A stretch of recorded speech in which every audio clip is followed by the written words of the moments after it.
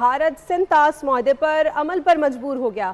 بھارت کا سندھ-تاس معاہدے کے تحت پاکستان سے رابطہ دریائے توی میں پانی چھوڑنے سے قبل ممکنہ بڑے سیلاب سے آگاہ کر دیا۔ اپ گریڈ کرتے چلیں، بھارت ہری کے پتن سے دریائے ستلج میں مزید پانی چھوڑ سکتا ہے۔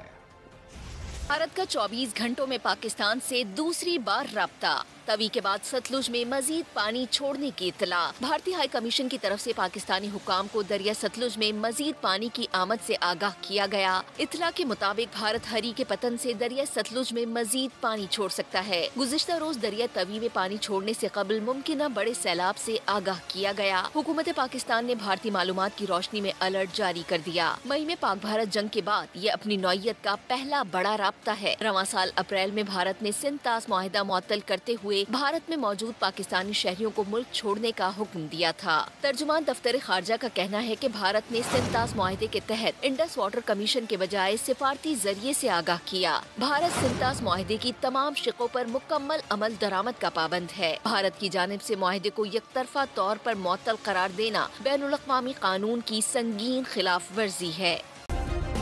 سبسکرائب کریں اور بیل دبائیں تاکہ کوئی خبر رہ نہ جائے۔